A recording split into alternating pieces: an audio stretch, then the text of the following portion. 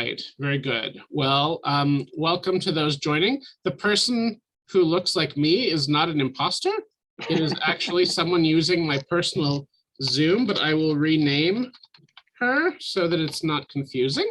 Now we have her proper name there. Very good. Okay, so welcome Judy, welcome Roslyn. I am Neil Schindler. I'm the director of the Spokane Jewish Cultural Film Festival, and I'm very excited for today's Q&A with Masel Tov Cocktail co-director Arkadij Khaet. Yeah, okay. So if you have any questions or comments during the Q&A, feel free to either put them in the chat, or you are also welcome to unmute yourself at an opportune moment and comment or ask in your own voice. That's worked pretty well in the other Q&A, so feel free to do that if you like. All right, without further ado, I'll introduce our guests today. Our guest moderator is Dr. Pete Porter, who is chair of Eastern Washington University's Department of Fine and Performing Arts. His recent work studies media representation of non-human animals from a cognitive and ethical perspective. And as a professor at EWU, he teaches screenwriting and film studies with emphases in film theory and film history. He also serves as director of the Contemporary Arts Alliance, which is the Spokane-based nonprofit that, among many other things, presents the annual Spokane International Film Festival, which just ended very recently. Did I get all of that right, Pete? Was that on target? Great. Wonderful. Okay. Thanks, Neil, great to be here. Wonderful to have you. And we also have as our featured filmmaker today, Arkadij Khaet, a German director and screenwriter whose films have received numerous awards. He was born in 1991 in Moldova, but his family immigrated to Germany a few weeks after his birth. After high school and a stay abroad in Israel, Khaet completed his BA in film and television in Cologne, which is where my half-sister was born, incidentally. It's neither here nor there, really. During his studies, he met Mickey Patch, yeah? Yeah. Okay, with whom he co-directed Masel Tov Cocktail. Since last year, Arkadij has been part of the program committee of the Jewish Film Festival of Berlin and Brandenburg. In his films, he often deals with Jewish topics and a focus on young people. Did that all sound all right? That was correct. Good. Thank you. Very Thanks good. for having me. All right, well, I will turn things over to Pete and we can get started with the Q&A. Arkadij, thanks for joining us today. I really enjoyed watching your film, especially because it's really on the edge in terms of some of the topics that it brings up and the way that it brings them up. But I also at the same time felt that it's really true to the character of Dima and how he is thinking about the world. Could you talk about being on the edge and also about inhabiting the world of the character, or inviting us into the world of the character, and how you do that in Masel Tov Cocktail? Yes, thank you, Pete. I'm not sure if I can answer this question because I don't really know how we created this world. I think it's a world which is very close to mine. I mean, my biography is somehow linked to the film. I was born in former Soviet Union. We emigrated as a Jewish family, the so-called quota refugees, to Germany. I grew up in Germany, started to study film, and somehow wanted to make a film about this topic, in a film I would like to see myself on the subject, right? Because I have the feeling that, like, especially in Germany, Jewish life consists of many things, but much less of what people like to tell it about it in German movies and on TV. And I would say it all started from the idea, what does it feel like to be Jewish in Germany, and how can we transport it through film? And that's how we started writing. We just wrote monologues from a subjective Jewish perspective. We thought of, in a script writing process, the characters Dima meets, we always call them the archetypes in the German Jewish dialogue, So I thought of the archetypes, and the archetypes I met myself being Jewish in Germany, from maybe not all of them in a day, but in a couple of weeks, months. And and we just communicated Jewish experiences. So I would call it like this, when like people can't pronounce the word Jew, or when you say to a group of people you're Jewish and the only thing they have in their heads are the pictures of the Holocaust, and they see you in black and white, and they reduce you to your Judaism. And yeah, these are also all my own and private experiences. We just tried to communicate in film. I don't know if this answers your question, but Maybe. No, I think it does. I think the personal nature of the film is really kind of shines through when you read your biography versus Dima's biography and how those work. As a film historian, I did want to talk about the films that it reminded me of, because if anyone watching this doesn't know the films that it reminded me of, you should know the films that it reminded me of. So in terms of the devices that you use, the fourth wall break seems really important to me, which is a great comic tradition, not only from the movies, but really imported from vaudeville, in terms of really kind of, here's how I'm going to build a rapport with the audience, because Dima's rapport with the audience is also what sells the film. Because it's like he's making it clear that it's his personal story and his personal feelings about how things, and maybe you're going to be uncomfortable with his personal feelings, but they're his personal feelings and he's going to express them. And I think that that's one of the things that's, again, really comes through in the film. Yeah, it was a totally organic process. You know, we wrote everything under the premise, what would we say a so-called major society from Dima's perspective, if we would have 30 minutes of time for that, right? So we just, like I said, we just started to write monologues, and without having a plot in mind or a specific character, it was just a monologue of angry young Jew living in Germany. And once we had these monologues, I mean, you can go ahead and say, okay, let's put them into dialogues. Let's build a mise en scene. And we just thought, okay, if they are monologues, why we don't address the audience? If we wrote it as an address, why don't we try to break the fourth wall? And that's how things came along, you know. So it wasn't. We never made a film like this, Mickey and I. It was also the first time of experimenting with this kind of form and format, and with the different archive material and statistics and texts. It was also pretty new, so we mixed this cocktail somehow on the way. Yeah.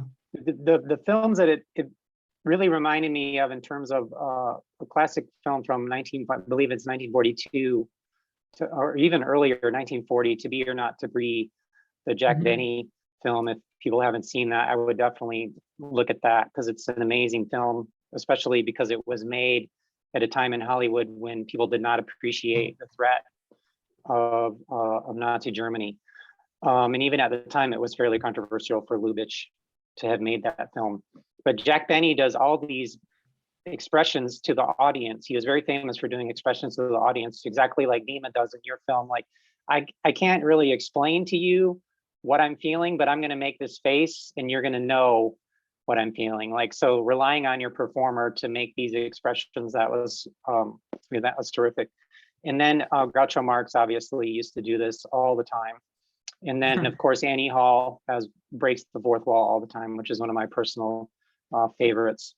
And those seem really important in terms of the history of breaking the fourth wall, and how you actually, like, I can get you to this theme through a story so far, but to really make it, to really drive this idea home, I really need to make it explicit, and I really need to kind of encourage you to really empathize with me really directly. And that's what those films do. The other film that it reminded me of, which has fourth wall stuff in it, is The Big Lebowski, and that's just because everything reminds me of The Big Lebowski. But Walter Sobchak in that film is very famous as kind of a, you know, I'm Jewish, and it's a really significant part of his identity. I mean, it comes up over and over again. But the reason that it reminded me of that too is that Walter has definitely and explicitly rejected pacifism. Like, he is ready to act exactly like Dima does. And so if you haven't seen the film yet, I'm sorry for the spoiler, but this is really the struggle that Dima faces, is all these people in German society are like, you should be a pacifist, and you should be a pacifist. And he's like, I don't think so. You should apologize. Yeah, I mean, interesting. I was listening to you, and you named just only Jewish directors, right? And I'm asking myself if this is this a coincidence, or is it maybe some Jewishness, some Jewish experience whatsoever, of standing on the side of a society and looking at it and somehow commenting from the side and like beating upwards, you know. Maybe this is something very, you could call it Jewish, yeah, maybe. Yeah, I But mean, it's like I wanted hard them tell, to yeah. have, I wanted them to touch on that theme as well. The really famous one in the United States would be something like Ferris Bueller, when he does the direct address. But I think the ones that I mentioned have this other piece. Like there's a satirical element to them where you are, and also again, the Jewish identity piece is also very important, in my opinion. So yeah, I wanted to mention that because again, anytime that I can bring those films up, it's a good thing, I think. They're all good films. Yeah. And then the other one that I really, really liked, so that was one device that really stuck out to me again as a watcher of, or as a film historian. The other one is the black and white piece. And I would really love for you to talk a little bit about the black and white piece, because I feel like this is something that to some extent Dima is reacting against. And I don't want to enforce my interpretation or suggest my interpretation until you have a moment to talk about it. And if I could invite you to do that. And he talks about it in the film, but if you could talk about the black and white piece, like Yeah, why sure. is it that Jewishness is always black and white? I mean, I can speak from a very German European perspective on the topic. I think things are maybe slightly different in the States where actual Jewish life exists, you know. Also in Germany, I would say Jewish life exists, but most of the time when you speak about Jewish life, you speak about dead Jews, right? I mean, in Germany, like finding a real living Jew is quite a thing. And I think the basic problem, or the only reason why Jews in Germany are talked about, is the Holocaust and anti-Semitism, right? So the Germans know the Jews only from the position, we are the perpetrators, you are the victims, and we approach Jewish culture through that, right? We approach it through the Holocaust, if we approach it at all. So generations in Germany have been raised with this perspective of looking at Jews. And when you look in German film history, you as a historian, you probably will know that, like, or I will tell how it is in German history. In most films, the Holocaust is formative for the Jewish character's biography and psychology. So German television after 1945, the most present image of Jews is the one of the victims of the Shoah. And there's also a kind of visual construction of religious Judaism in German film. So the cinematic visibility of Jewish characters in German feature films is linked to religious, to Holocaust, and also to being a victim, right? And most of the films are black and white, right? The films I've been raised with, also like films like Schindler's List, for example, you know? And when you look in the German Jewish reality, then you will see that most of the Jews living here, first of all, they're not religious, they're secular, right? More than 90% of Jews living in Germany, they're coming out from the former Soviet Union. They're really believing atheists, and they don't practice their Judaism, but still they are Jewish by their identity. They're not wearing a kippah, they're wearing a hat. They're not listening to klezmer music all day long, they're listening to hip hop.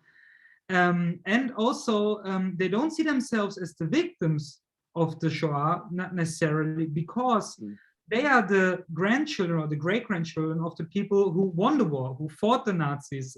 So they feel quite strong. They have this like quite strong narrative in their families. And maybe last but not least, also I would say that this very limited repertoire in German film just doesn't fit to them, right? And that's why we portrayed the black and white Jew being on the run, hiding, being weak, in contrast to Dima.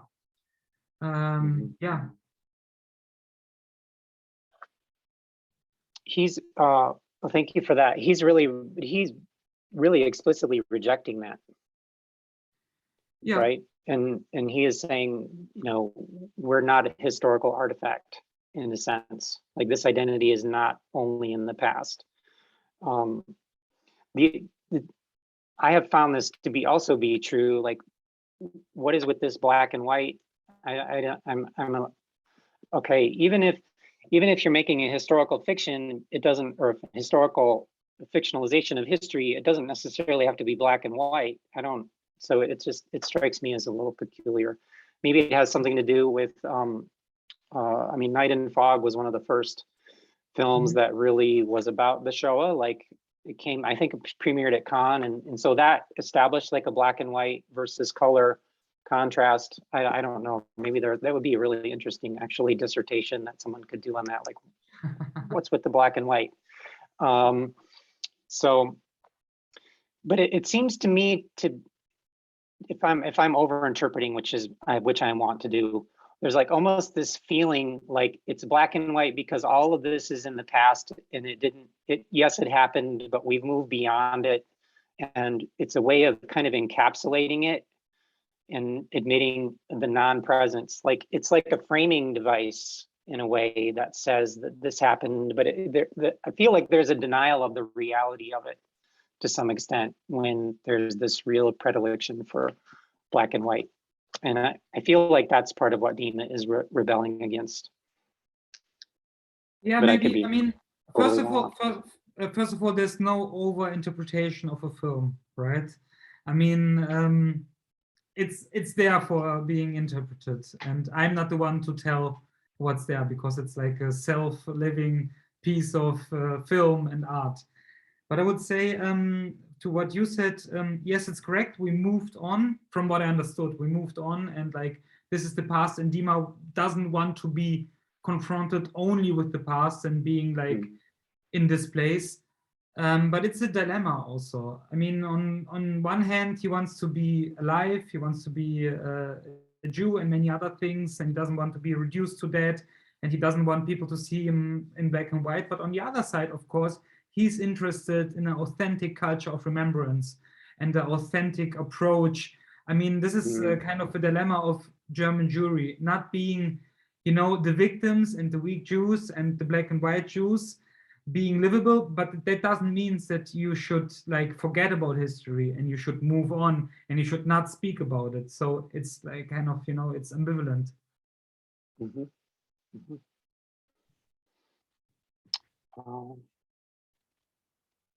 I did want to talk a little bit about this film kind of in terms of as being a satire as well. I think that it works really well as a satire, and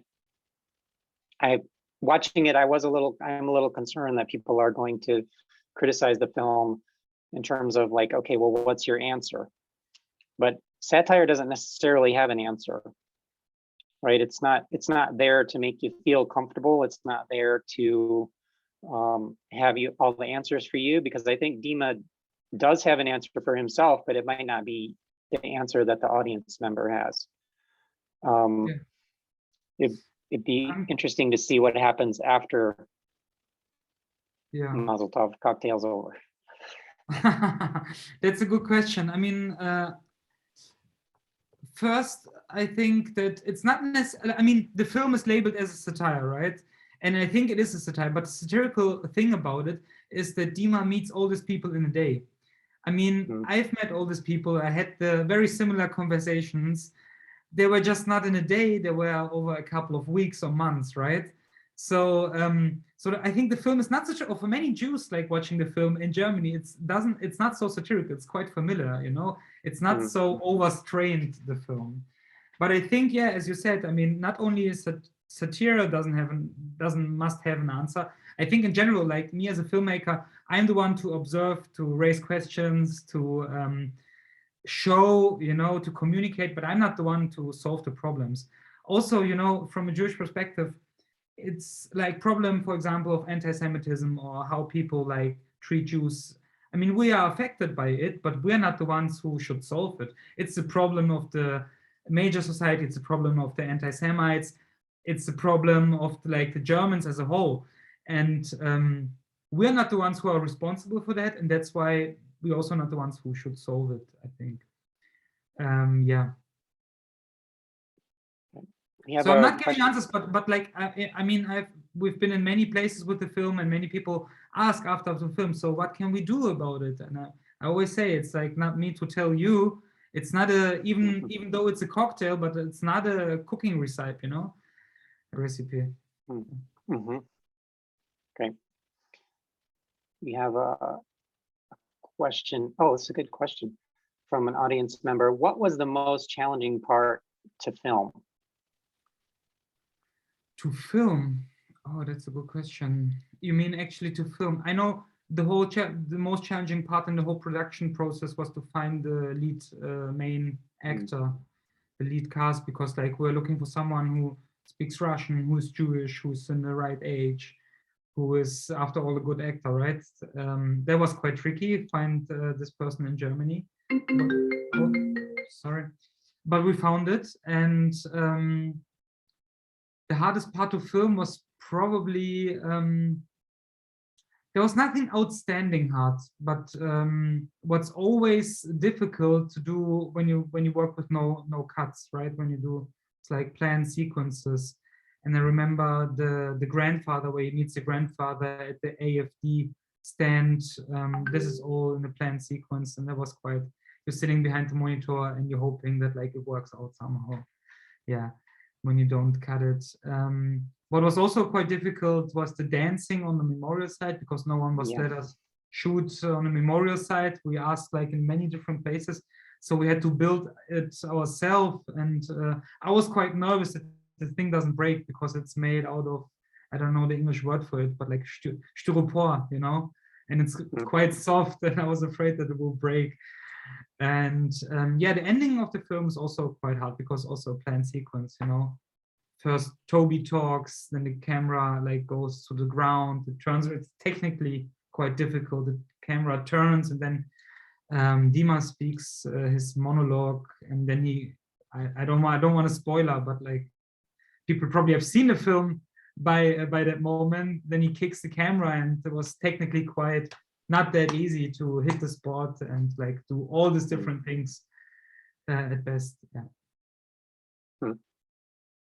Yeah, I was just, my mind went to the memorial of the women dancing, and that's the one. That's the main scene in the film where I'm just like, that one. That's the one that really gets under my skin the most of all the things that are in the film. So, have a question from Rosalind. Do you know of any documentaries or other films that depict the current status, full religious or non-religious range of Jews in Germany? I'm familiar, for example, with the Orthodox congregation in Freiburg, in a synagogue that was built and dedicated in the late 1980s, and a relatively recent progressive liberal group in, well, it's probably, is it Freiburg, that is intergenerational. Sorry, I have to read the question myself, because I'm not sure if I understood correct.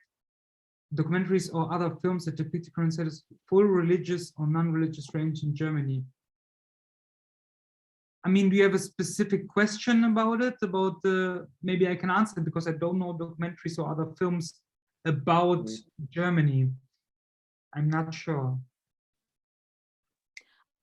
I was just wondering whether in fact there are other films that we may not know about, that and documentaries probably, that show the range of Jewish participation in Germany in synagogues, and not just in Freiburg, which I'm most familiar with, but in other large cities, of course, in Berlin and Frankfurt and so forth. Whether there are documentaries like that show the ways in which Jews are more comfortable, if you will, within the society, and where the aspect of the Holocaust, which is always there, of course, but not necessarily in the way in which young people, particularly, are getting involved in things Jewish. Yeah. I understand your question. I don't have a specific documentary which comes to my mind to tell you a name, but yeah, I think it exists. Oh, okay. Thank you, Neil. Great. Thank you. You'll send something. Neil knows one. Great.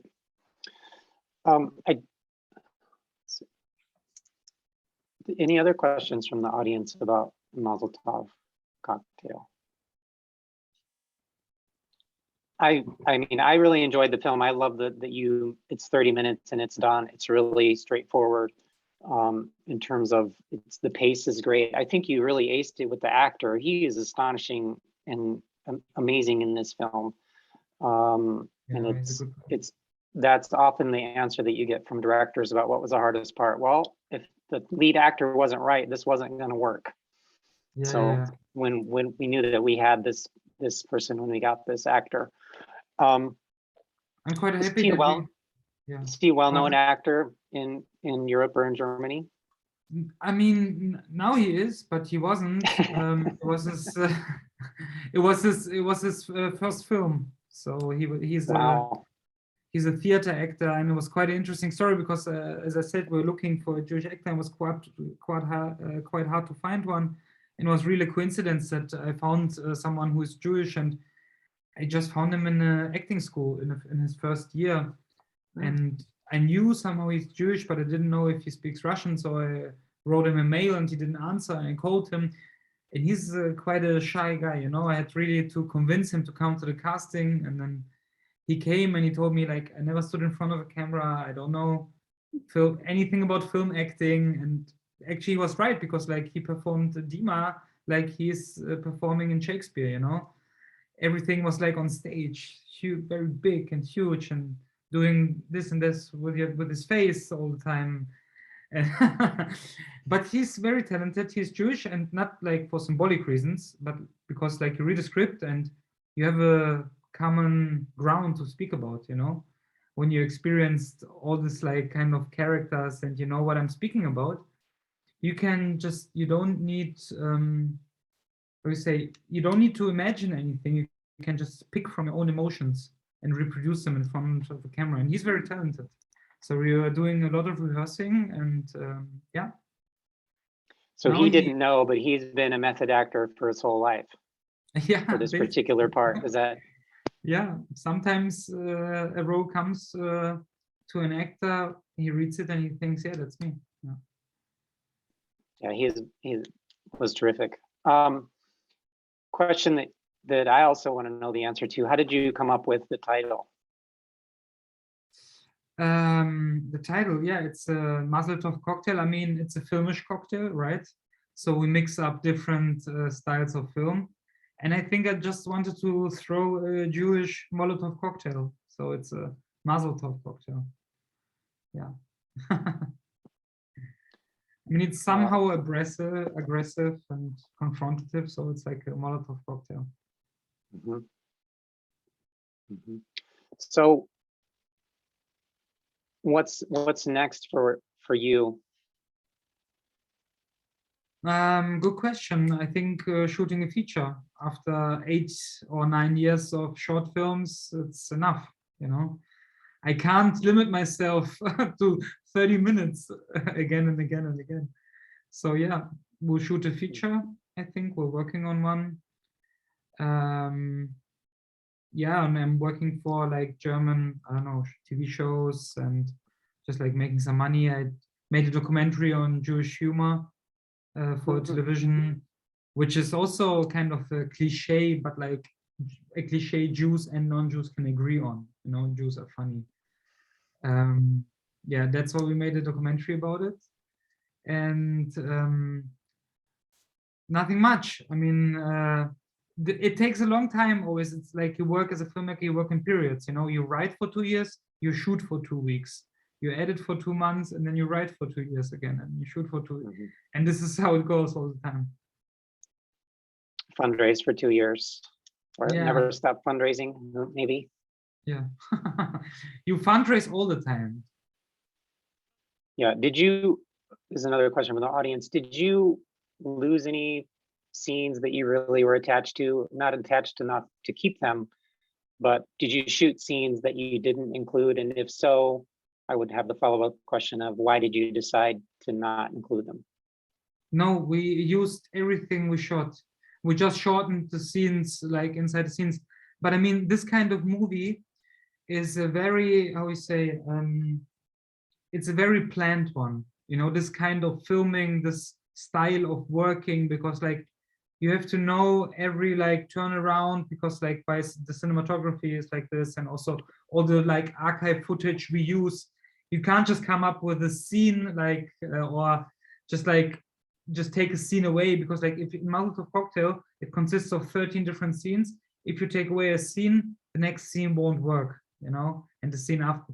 And that's that. And to me and Mickey, the co-director, we always work like this, and we pre-visualize the whole film. So we are shooting it before we are shooting it. You know, we're going with all the actors. We're going to the scenes, and we're shooting just with a phone or with a like small camera, and we're using it as a rehearsal. But at the same time, we are trying out our camera movements, and then we edit it. So we have the film beforehand, and we already see if a scene doesn't work, or if it's too long, or if it's too short, so we just kick it out. So we are reducing it to the, and that's probably also why it's so packed and why it's also so fast moving. Yeah. Yeah, the pacing of it is tremendous. I enjoy it immensely. Neil, should we have more questions? I'm not sure. If anyone How you else feeling does about the have, length? Because I can go forever, but Well, I didn't want to you know, open up a new line of questions if there was an appetite for that. right, well, folks are welcome to ask questions or make comments if they like. Most of these Q&As have been between a half hour and 45 minutes. So, you know, if folks do have more they want to say or ask, that's fine. It also is fine if not, either way. It's fine. I Well, like it if a film speaks for itself. I mean, that's also great. I mean, a good film, you don't need to explain this and that and how, because like it's just like a feeling, you know. But like, go ahead, please. I don't want As a film teacher, what's the one lesson that you learned in this film that you didn't know before, and that you would definitely, I would never do that again, or I should have done that? And like, what's the one lesson that you would take away that you could kind of tell other filmmakers? You mean especially what, like if I would reshoot the film, what would I do different? If there was, you know, like, I mean, every time I write a paper or every time I do something, oh, I wouldn't have done that. I wouldn't have done that knowing what I know now, or I would have done something else. Yeah. Easy to answer because I need more time. More time. I need more time for everything. For the writing, for the shooting, for the editing, for the mixing, for the grading, more time. That's easy. But like a specific to give you a specific answer about Masel Tov Cocktail is not so easy because I'm too attached to the film still.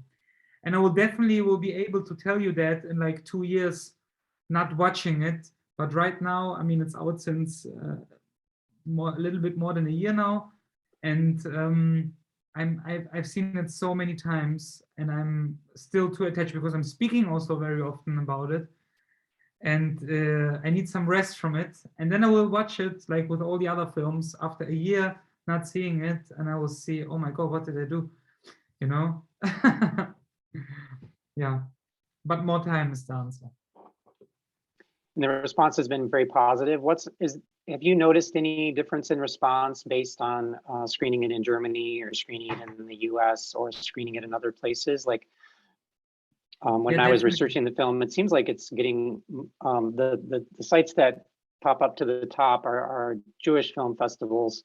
And I wondered if you could speak about, is there a difference between the audience response that you get in a Jewish film festival versus the response that you get in I guess, a non-Jewish film festival?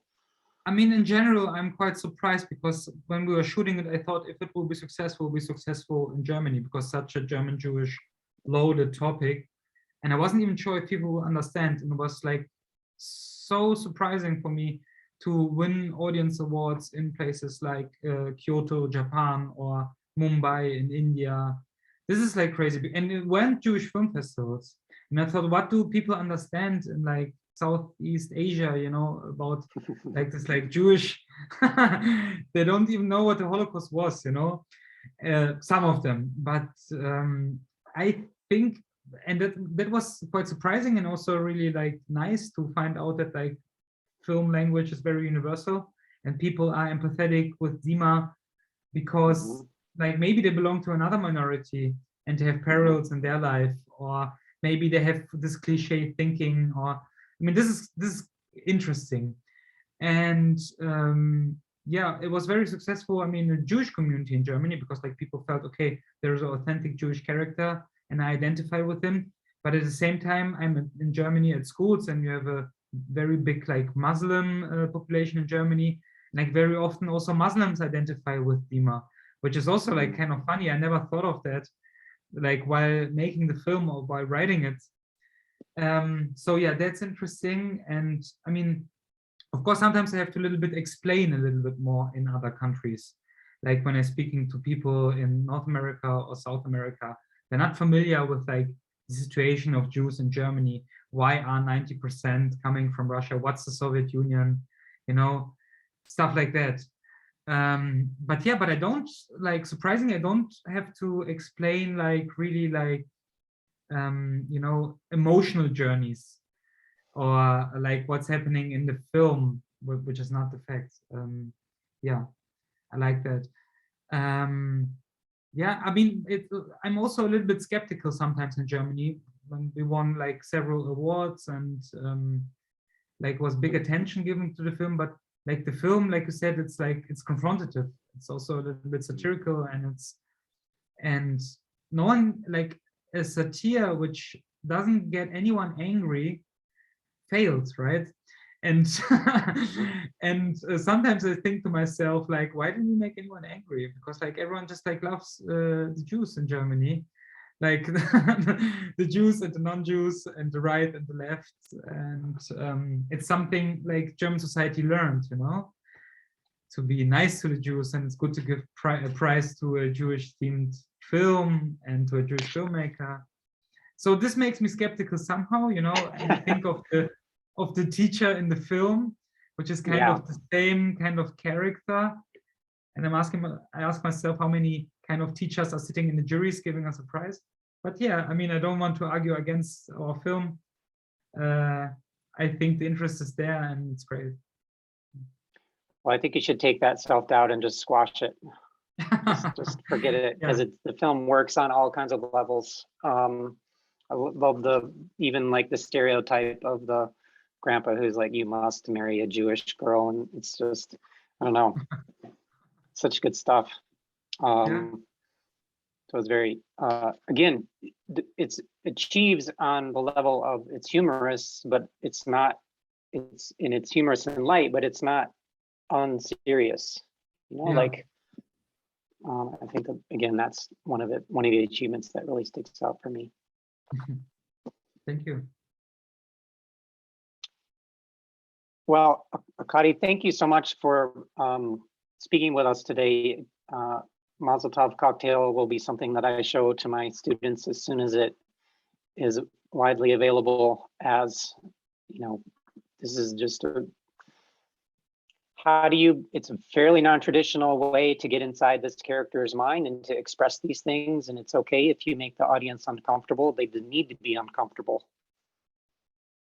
And this is, you know, his point of view and his experience. And I think that, again, you mentioned this earlier, like, why is this winning awards in Japan? I think that it speaks to feeling like people can only see you in terms of one piece of your identity and not in terms of something that's broader.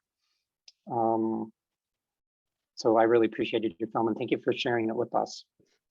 Thank you for having me. Of course, thanks to both of you, gentlemen, Pete and Arkadij, for joining us today and for your thoughtfulness.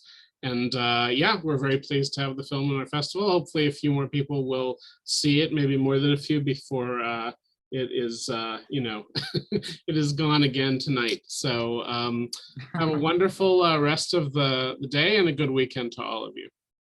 Thank you very much. Thanks, Neil. This was great. All right, take care. Thanks, Robin.